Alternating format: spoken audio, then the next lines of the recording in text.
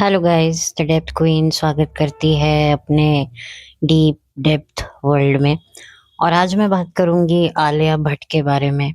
और आलिया भट्ट के बारे में क्यों बात करूंगी ये आप सबको पता ही है, क्योंकि कुछ वक्त से आलिया भट्ट काफी ट्रोल हो रही हैं, क्योंकि उन्होंने एक अवार्ड फंक्शन में जो है कॉमेडी करने की कोशिश करी और उस कोशिश को जो है वहां बैठी जनता ने भी नकारा।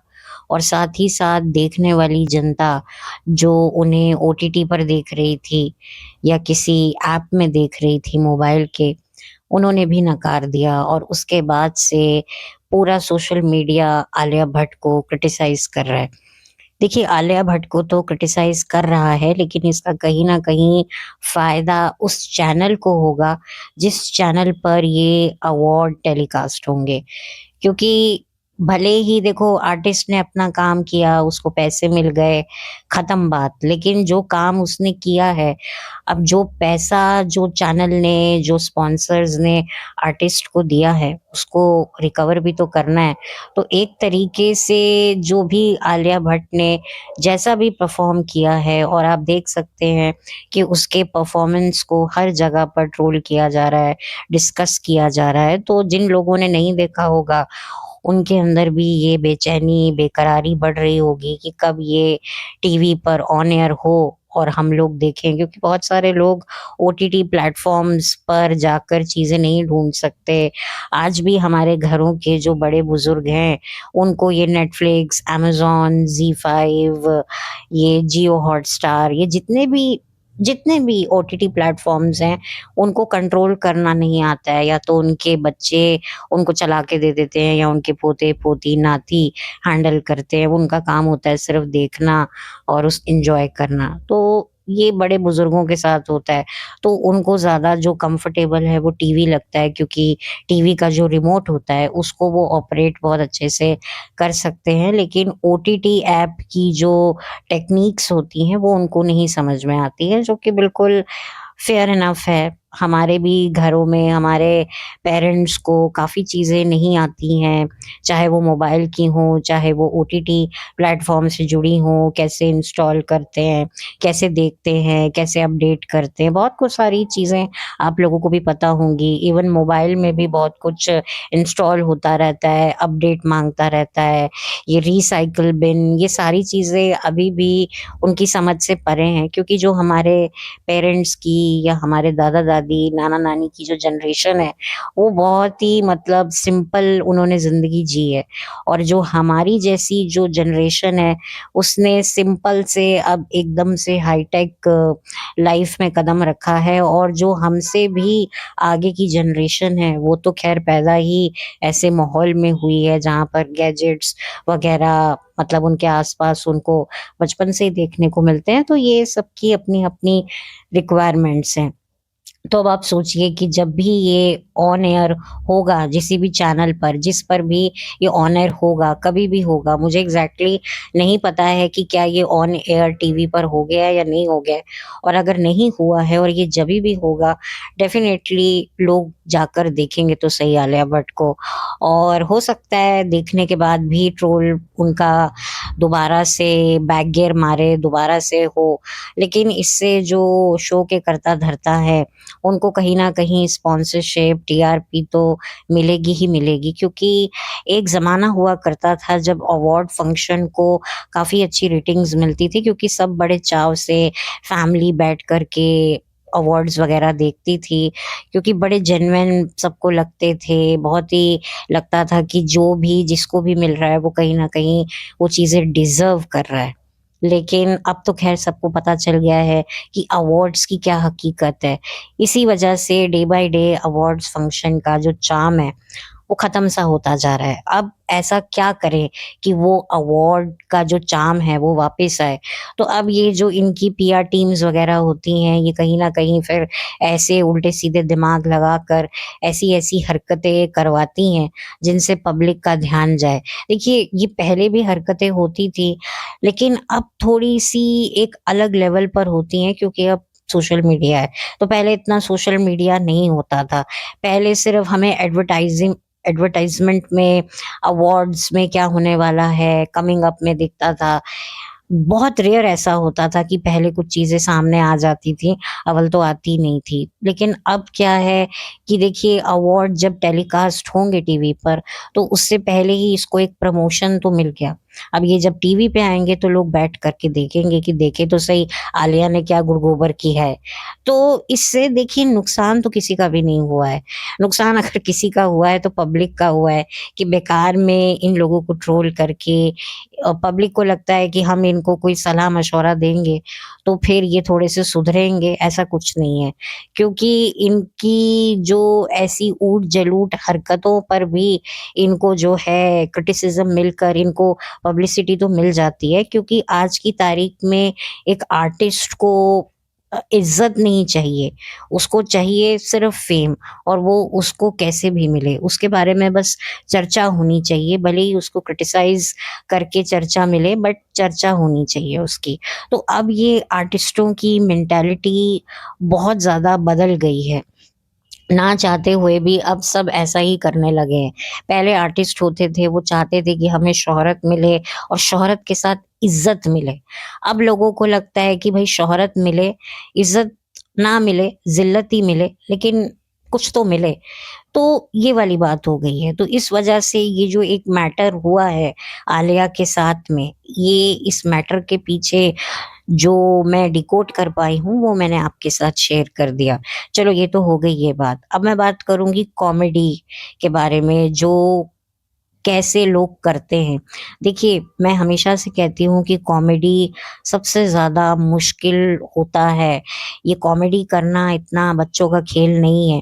हालाँकि कुछ लोगों को लगता होगा इसमें क्या मतलब बड़ी बात है। लेकिन सच कहूँ तो किसी को रुलाना बहुत आसान है, लेकिन हँसाना बहुत मुश्किल है। और इस फ़ील्ड में अभी भी महिलाओं का योगदान काफ़ी कम है। बहुत गिनी-चुनी ऐसी फीमेल्स हैं इंडस्ट्री में, जिन्होंने हास्य के क्षेत्र में अपना नाम बनाया है। बहुत गिने-चुने नाम हैं, जिन्होंने फीमेल्स की कैटेगरी की मैं बात कर रही हूँ, जिन्होंने कॉमेडी के क्षेत्र में अपनी एक पहचान बनाई है। बहुत कम ही आपको नाम मिलेंगे। इस क्षेत्र में ज़्यादा जेंट्स वग़ैरह ही दिखाई दिए हैं, चाहे वो स्टैंड अप कॉमेडी क्यों ना हो, चाहे पहले के ज़माने की हो और अब के ज़माने की भी हो।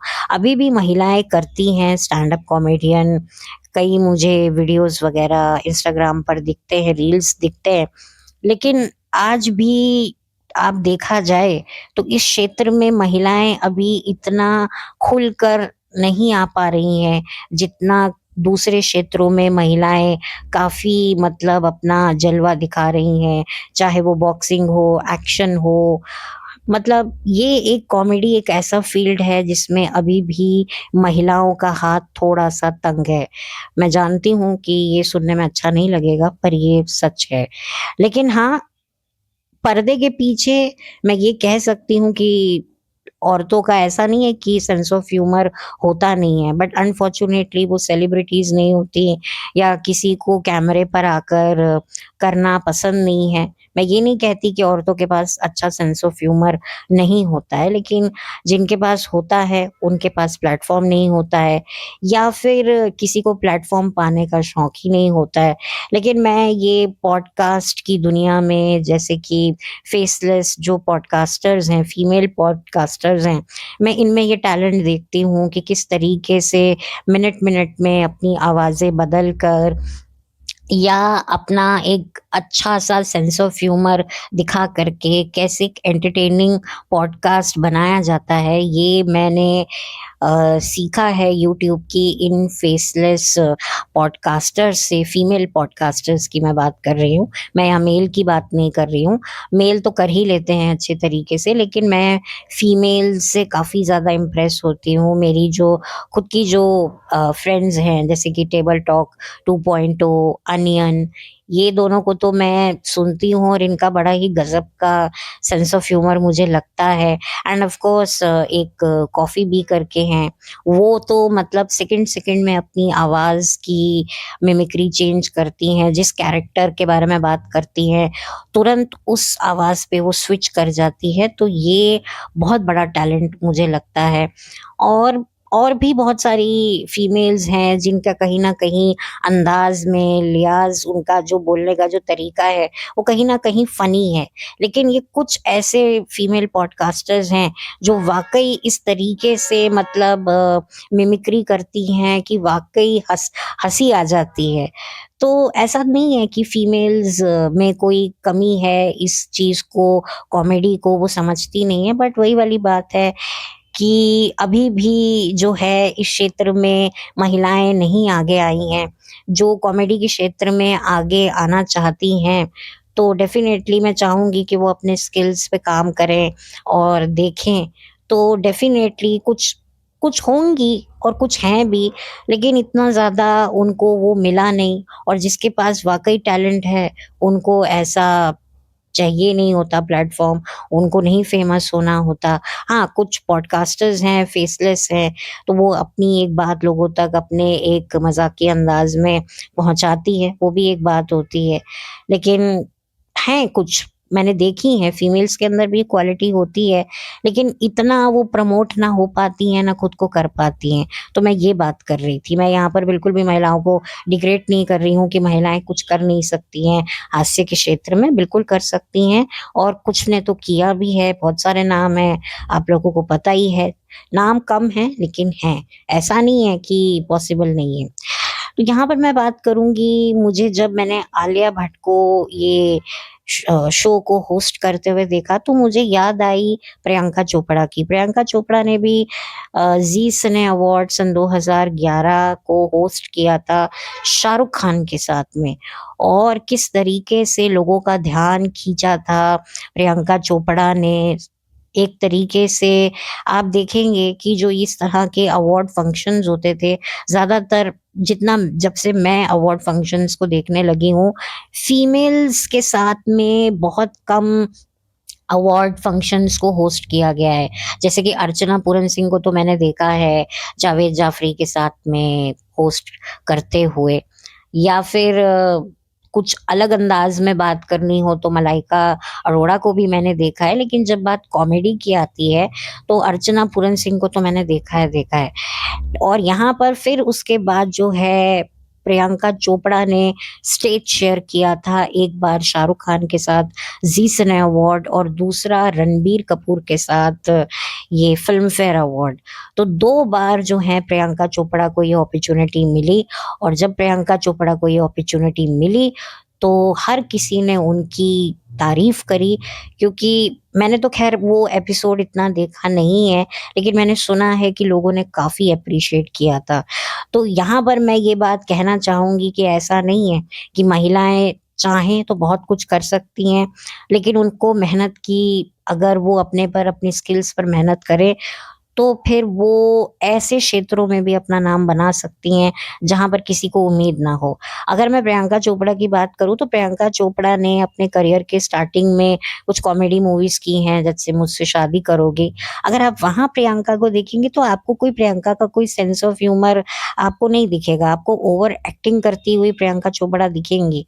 लेकिन सडनली जब उनको देखा गया ज़ी सिने अवार्ड में पहली बार, तो वाक़ई लोग चकित रह गए कि उन्होंने वाक़ई दिखा दिया कि प्रियंका चोपड़ा में किसी भी तरीके का, कहीं पर भी प्रियंका चोपड़ा को कोई पछाड़ नहीं सकता। क्या रोमांटिक रोल हो, क्या एक्शन रोल हो, क्या विलेन के रोल हों, क्या कॉमेडी के रोल हों, प्रियंका चोपड़ा मतलब कहीं पर भी कम नहीं है। वो कॉन्फिडेंस उनका जो था, वो गज़ब का था, और आज भी इंडस्ट्री प्रियंका चोपड़ा को कहीं न कहीं मिस करती है, और मिस करना बनता भी है। अब देखिए ना कि कितनी टैलेंटेड थीं, प्रियंका चोपड़ा ठीक है, जो भी उनकी पर्सनल लाइफ रही, जो भी उनके पर्सनल डिसीजंस रहे, पर्सनल रिलेशनशिप्स रहे, जिसके साथ भी रहे, अब उस पर क्या बात करना। लेकिन प्रोफेशनल फ्रंट पर जो कमिटमेंट प्रियंका चोपड़ा करती थी, तो वो करती थी और वाक़ई उन्होंने बहुत अच्छा काम किया है। और यही वजह है कि आज भी बॉलीवुड को उनके जाने के बाद, जब से उन्होंने बॉलीवुड को क्विट किया है, अब सुनने में आ रहा है कि वो वापसी कर रही हैं। लेकिन ठीक है, अगर वो वापसी करती हैं तो मैं चाहूँगी कि वो अच्छी फ़िल्म से अपनी वापसी करें। वाक़ई उनके टैलेंट की ज़रूरत है बॉलीवुड को, क्योंकि जो प्रियंका चोपड़ा में जिस तरीके का कॉन्फिडेंस था, वो तो कोई मतलब कह ही नहीं सकता, उसको तो कोई बीट कर ही नहीं सकता। और यही वजह है कि उनके इस टैलेंट को बॉलीवुड हैंडल नहीं कर पाया और वजह ये रही कि वो सीधा हॉलीवुड में चली गईं। अब जो कदर प्रियंका चोपड़ा की इंडिया में थी, वैसी कदर हॉलीवुड में तो नहीं है, जहाँ भी वो अपने पति के साथ शादी करके बसी हैं। अब वो कब तक बसेंगी वो मुझे नहीं पता है, लेकिन कुछ समय से तो वो बसी ही हुई हैं और वहीं के ज़्यादातर वो प्रोजेक्ट्स वग़ैरह करती हैं। लेकिन आज भी कहीं न कहीं दिल के किसी कोने में हर कोई प्रियंका चोपड़ा को तो मिस करता ही है। और मैं ये इस बात की उम्मीद रखती हूँ कि वो जिस भी मूवी से अपना बॉलीवुड में कमबैक करे, वो वाक़ई एक ढंग की मूवी हो, कि वाक़ई लगे कि येस प्रियंका इज़ बैक। तो ये मुझे प्रियंका का वो चीज़ याद आई जब मैंने आलिया भट्ट को देखा। देखिए कितना मतलब एक फ़िल्में करने से किसने कितनी फ़िल्में करी, किसने कितनी जल्दी क्या अचीव किया, ये मैटर नहीं करता। किसने कितना हार्ड वर्क किया और किसने कितना अपना हार्ड वर्क का पसीना चमकाया, वो मैटर करता है। देखिए, आलिया भट्ट से मेरी कोई दुश्मनी नहीं है। जहाँ पर आलिया भट्ट ने अच्छा काम किया, मैंने हमेशा उसकी तारीफ़ करी है। जैसे कि उन्होंने हाईवे मूवी की थी, तो मैंने जब हाईवे मूवी का ज़िक्र किया था, तो मैंने दिल खोल कर आलिया की इस परफ़ॉर्मेंस के लिए उनको एप्रिशिएट किया था। बट प्रॉब्लम ये होती है कि जल्दबाज़ी की होड़ में हम अक्सर खुद से सवाल ये पूछ ही नहीं पाते कि भई क्या ये चीज़ हम कर पाएँगे? क्योंकि जितना अच्छे से हम खुद को जानते हैं, वो कोई भी नहीं जानता है। और अगर चलो हमें करना है और हमारे अंदर से ये आवाज़ आ रही है कि हाँ, हम कर लेंगे, तो फिर उसके लिए आपको मेहनत करनी पड़ती है, आपको अपने पे टाइम देना पड़ता है, अपनी कमियों पर काम करना पड़ता है। लेकिन वही वाली बात है कि सबको लगता है कि हाँ, करते-करते सीख लेंगे। लेकिन ये पहले के ज़माने में ये चीज़ें चल जाती थी। अब ये चीज़ें नहीं चलती हैं। अब पब्लिक को एक क्विक रिएक्शन देना होता है, क्योंकि सब के सब सोशल मीडिया यूज़ करते हैं। पहले क्या था, सोशल मीडिया था नहीं। तो लोगों का जो फीडबैक था, वो पब्लिक का जो फीडबैक था, वो स्टार्स के पास काफ़ी देर तक पहुँचता था। अब क्या है, सब सब बड़े-बड़े स्टार्स के फॉलोअर्स हैं इंस्टाग्राम पर, तो जिसको जो फीडबैक देना होता है, वो क्विक फीडबैक उनके फ़ोटो के नीचे कर देता है। तो एक ये भी एक वजह होती है कि क्विक सर्विस का क्विक फीडबैक। जैसे आप कहीं से ऑनलाइन शॉपिंग करते हैं, तो आपको एक मैसेज आ जाता है कि भई आपको जो हमने प्रोडक्ट भेजा है, प्लीज़ इसका रिव्यू कीजिए। जिस डिलीवरी बॉय के हाथ में हमने ये पैकेज भिजवाया है, उस डिलीवरी बॉय का क्या व्यवहार है, उसको रेट कीजिए। तो आजकल क्विक रिएक्शन की काफ़ी डिमांड हो गई है। तो ऐसे में जो पब्लिक है वो हर चीज़ बता देती है, और इसी वजह से कई लोगों को बुरा भी लगता है कि अरे यार, लोग इतनी जल्दी जज कर लेते हैं। लेकिन अब माहौल ही ऐसा बन गया है। सबको क्विक सर्विस चाहिए, तो क्विक रिस्पॉन्स भी चाहिए, और लोग भी क्विक रिस्पॉन्स देना चाहते हैं। कोई भी मूवी देख के आते हैं, फटाफट स्टोरी लगाते हैं, फिर अपना एक वो इमोजी से बताते हैं कैसी लगी, क्या लगी। तो माहौल बिल्कुल अब चेंज हो गया है, जिसकी वजह से जो पब्लिक ने अपना इंस्टेंट रिएक्शन दिया आलिया भट्ट को देखकर कि आलिया भट्ट ने ये क्या किया है। और आलिया भट्ट को भी ये बात अब थोड़ा-सा सोचना चाहिए कि अगर उनको लंबी रेस का घोड़ा बनना है, तो थोड़ा-सा अपने पर मेहनत करनी पड़ेगी। थोड़ा-सा अपने आप को घिसना पड़ेगा, अपने टैलेंट को चमकाना पड़ेगा। क्योंकि अब बॉलीवुड में ना ही कोई बेहतरीन एक्ट्रेस बची है। एक्टर हैं अभी 1-2 एक्टर्स जिनसे पब्लिक को कोई अभी भी उम्मीद बाकी है, जैसे कि रणवीर सिंह हो गए या अभी रणबीर कपूर हैं या कुछ 1-2 और सीनियर एक्टर्स हैं। उसके अलावा इंडस्ट्री तो पूरी खाली हो गई है। ना कोई बेहतर तरीके से कोई विलेन का काम करने के लिए कोई बचा है, ना ही कोई हीरो के रोल के लिए अब कोई जचता है, क्योंकि जो हीरो लगते हैं उनको एक्टिंग आती नहीं है। और जिनको एक्टिंग आती है, अब वो इतने बूढ़े हो गए हैं कि उनको वीएफएक्स करके हीरो बनाकर पर्दे पर लाया जाता है, जिसको देखने में बिल्कुल भी मज़ा नहीं आता है। ऐसा लगता है कि हम कोई कार्टून देख रहे हैं, हम कोई रियल इंसान देख ही नहीं रहे, जिसकी वजह से लोगों को काफ़ी डिसअपॉइंटमेंट होती है। जिसका जीता जागता उदाहरण शाहरुख खान की मूवी डंकी थी, जिसमें जिस तरीके से शाहरुख खान को यंग दिखाया था और वो जिस तरह की हरकतें कर रहे थे, उसको देखकर मुझे बड़ा ही वियर्ड लगा। मुझे वीर ज़ारा में जो शाहरुख खान का जो एक आर्मी ऑफिसर का किरदार था, मुझे आज भी वो किरदार याद आता है कि जब वो इतने बूढ़े नहीं भी थे, तो भी आप वीर ज़ारा उनकी मूवी देखिए कि उसमें उन्होंने एक बूढ़े व्यक्ति का भी किरदार निभाया है, जिसके सारे बाल सफ़ेद हैं।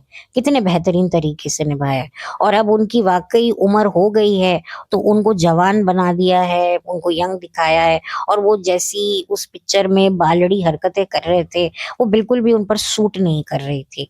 तो इसी वजह से अब क्या है, लोग बहुत कन्फ्यूज़ हो गए हैं। उनको कहीं पर भी कोई उम्मीद की कोई किरण नहीं दिखाई देती है। तो ये वाली एक बहुत बड़ी सिचुएशन पब्लिक के साथ भी हो गई है, जो डायरेक्टर प्रोड्यूसर्स को समझ में नहीं आती है। जिसके चलते उनको लगता है कि कोई ब्रांड है, कोई नेम है, तो उसी से सब कुछ करवाओ। पहले क्या होता था, कॉमेडी के लिए अलग एक्टर्स होते थे, मतलब हर चीज़ की एक कैटेगरी होती थी। अब एक एक्टर, एक एक्ट्रेस हर एक फील्ड में घुस रही है। तो इससे क्या हो रहा है, इतना डिस्ट्रैक्शन हो रहा है। देखिए, मैं ये नहीं कहती कि मल्टीटास्किंग नहीं होना चाहिए, पर हर कोई मल्टीटास्किंग हैंडल नहीं कर सकता। अब हर कोई लड़की प्रियंका चोपड़ा नहीं बन सकती है, ठीक है ना? प्रियंका चोपड़ा एक है और एक ही रहेगी। इवन जो प्रियंका चोपड़ा की जो बहनें आई थीं, उनमें से कितनी प्रियंका चोपड़ा की तरह किसने सक्सेस हासिल की है? किसी ने नहीं हासिल की है। ठीक है, उन्होंने अपने तरीके से जो देखा, जो भी उनके डेस्टिनी थी, उन्होंने उस तरीके से इंडस्ट्री में अपना काम किया। लेकिन प्रियंका चोपड़ा तो एक ही थी ना। अब श्रीदेवी जी थी, वो श्रीदेवी जी थी, माधुरी है, वो माधुरी है। तो हर किसी की अपनी इंडिविजुअलिटी है, स्पेशलिटी है। तो आलिया भट्ट को थोड़ा-सा अपने आप को, अपने काम को बहुत बेहतरीन तरीके से करने के लिए मेहनत करनी होगी। हालाँकि आलिया के साथ काफ़ी 2 और बड़े अच्छे कॉमेडियंस को रखा गया कि उनका जो एक्ट है वो अच्छे से लिफ्ट हो सके। लोग अगर आलिया को नहीं तो सुनील ग्रोवर को तो देखेंगे, या शायद उनके अलावा भी कोई और थे, मुझे एग्ज़ैक्टली पता नहीं। कोई ज़ाकिर भी थे, मुझे ठीक से पता नहीं है, लेकिन सुनील ग्रोवर को तो मैंने भी देखा है। लेकिन वही वाली बात है कि कॉन्फिडेंस और थोड़ा-सा उनको वो खुद ही समझ में आ गया था कि भई पब्लिक जो है वो इम्प्रेस नहीं हो रही है, और जब आपको ये समझ में आ जाता है तो कहीं न कहीं आपका कॉन्फिडेंस हिल जाता है। क्योंकि लाइव ऑडियंस के साथ सामने परफॉर्म करना बहुत बड़ा चैलेंज होता है। जैसे कि ये थिएटर आर्टिस्ट होते हैं, ये लाइव ऑडियंस के साथ परफॉर्म कर रहे होते हैं, तो इनको पता होता है कि पब्लिक कब कैसे बोर हो रही है, कैसे पब्लिक अगर खुश हो रही है, तो उनको ये मैसेजेस मिलते हैं और उसके अकॉर्डिंगली वो अपने जो कॉन्फिडेंस है उसको ढीला नहीं होने देते। अगर पब्लिक बोर हो रही है तो वो लो कॉन्फिडेंस उनमें नहीं आ जाता, और अगर पब्लिक को अच्छा लग रहा होता है तो वो ओवर कॉन्फिडेंट नहीं हो जाते। वो अपना सटल वे में परफॉर्म करते रहते हैं। इसीलिए जो थिएटर आर्टिस्ट होते हैं वो बड़े उम्दा किस्म के एक्टर्स होते हैं। तो ये बात तो आपको पता है, इसीलिए मैं खुद भी थिएटर आर्टिस्ट को काफ़ी रिस्पेक्ट करती हूँ कि वाक़ई थिएटर आर्टिस्ट का अपना ही एक क्राफ्ट होता है, अपनी ही एक उनमें एबिलिटी होती है, कैपेबिलिटी होती है, क्रेडिबिलिटी होती है, जिसको मैच आप नहीं कर सकते। तो यही वजह है कि एक लाइव ऑडियंस के साथ जब आप परफॉर्म करते हो, तो आपको उस लाइव ऑडियंस को भी हैंडल करना है, अपने इमोशंस को भी हैंडल करना है। तो ये एक रीज़न होता है कि कई एक्टर्स वर्कशॉप्स अटेंड करते हैं, लेते हैं क्लासेस, जिससे उनको पब्लिक को, लाइव ऑडियंस को हैंडल करना है। अब ये क्वालिटी आप देखिए शाहरुख खान में कितनी है, शाहरुख खान लाइव कितने होस्ट कर चुके हैं, तो उनको पता है और खुद उनके अंदर भी ये टैलेंट था। तो हर चीज़ हर किसी में नहीं होती है। इवन रणबीर कपूर ने भी अच्छा खासा जो है होस्ट किया है। सैफ अली खान ने जो है शाहरुख खान के साथ मिलकर कितने अवार्ड फंक्शंस होस्ट किए हैं। तो ये वाली बात होती है। तो ख़ैर ये तो देखिए ट्रोलिंग तो होती रहेगी और इससे आलिया को कोई नुकसान नहीं हुआ है, फ़ायदा ही हुआ है। हाँ, अगर ये कोई आउटसाइडर लड़की होती तो एक बात अलग होती, लेकिन इनके अच्छे खासे कनेक्शंस हैं, इनके पीछे बहुत से लोगों का हाथ है, इनकी बैक काफ़ी स्ट्रॉन्ग है। तो कोई नहीं, हो सकता है अगली बार ये कहीं पर परफ़ॉर्म करे, कोई कॉमेडी एक्ट ये बहुत अच्छे से करे, तो लोग इनको एप्रिशिएट भी करें। तो भई वही वाली बात होती है कि कभी खुद को खुद से ये गिरा देते हैं, कभी खुद को ये खुद से उठा देते हैं, तो ये सारी चीज़ें तो चलती रहेंगी। तो पब्लिक थोड़ा-सा इमोशनल हो जाती है, इनको लिखने लग जाती है, तो मुझे लगता है कि कोई फ़ायदा नहीं है। लेकिन फिर भी मैंने तो अपना ओपिनियन मुझे तो देना था क्योंकि हम लोगों का काम है, तो शायद अब लोग ये भी कह सकते हैं कि डेप्थ क्वीन जब तुम अपना ओपिनियन दे सकती हो, तो हम क्यों ना दें? वो भी बात फिर सही है। फिर फिर तो ठीक है भई, सबको ओपिनियन देने का हक है। लेकिन मैं इमोशनल होकर ओपिनियन नहीं दे रही हूँ, मैं प्रैक्टिकल होकर दे रही हूँ। कोई बड़ी बात नहीं है, हो सकता है कि आलिया अब कुछ और परफ़ॉर्म करें, कुछ अच्छा परफ़ॉर्म करें, जिससे आप वाक़ई तारीफ़ करो। फिर यही लोग बोलेंगे कि देखा ऐसे ही तुम लोग आलिया के पीछे पड़े रहते हो, देखा आलिया ने अपने आप को अच्छा साबित कर लिया ना। तो एक ये भी पीआर चल पड़ेगी। तो ये नए-नए शगुफ़े ये लोग करते रहेंगे, आगे ये लोग बढ़ते रहेंगे अपनी लाइफ़ में। इनका क्या जा रहा है, इनको क्या फ़र्क पड़ रहा है? तो यही वाली बात है, तो बस मेरे को यही कहना था। और भई जब मैंने एक फीमेल एक्ट्रेस को कॉमेडी का एक्ट परफ़ॉर्म करते हुए देखा तो मुझे प्रियंका चोपड़ा की याद आ गई। तो मैंने सोचा कि प्रियंका चोपड़ा भी इस रेस में उतर चुकी हैं और उन्होंने काफ़ी बेहतरीन तरीके से अपने आप को साबित किया है। ठीक है, उस टाइम पर मीडिया, सोशल मीडिया इतना ज़्यादा एक्टिव नहीं था, लेकिन लोगों ने काफ़ी एप्रिशिएट भी किया और वहीं से लोगों को जो है ये एक अच्छा ये वैरायटी देखने को मिली क्योंकि शाहरुख खान के साथ हमेशा एक मेल पार्टनर्स हमेशा रहे हैं, चाहे सैफ अली खान हो, चाहे कोई और एक्टर हो, इवन शाहिद कपूर भी होस्ट कर चुके हैं, आयुष्मान खुराना भी होस्ट कर चुके हैं। तो ऐसा नहीं है, ज़्यादातर मेल्स ही करते हैं, लेकिन प्रियंका चोपड़ा और शाहरुख खान ने मिलकर परफ़ॉर्मेंसेज़ दी थी और काफ़ी एप्रिशिएट किया था और कंधे से कंधा मिलाकर हीरो की बराबरी में, शाहरुख खान की बराबरी में खड़े रहकर प्रियंका चोपड़ा ने खुद को साबित किया था। लोग कहते हैं कि बॉलीवुड एक मेल डोमिनेंट इंडस्ट्री है, वहाँ पर एक अपने लेवल से भी ऊपर के एक्टर के साथ आप खड़े होकर परफ़ॉर्म कर रहे हो एज़ अ फीमेल, ये बहुत बड़ा अचीवमेंट है, जिसको मैं मानती हूँ। अब इसके पीछे कोई पर्सनल रीज़न भी हो सकता है।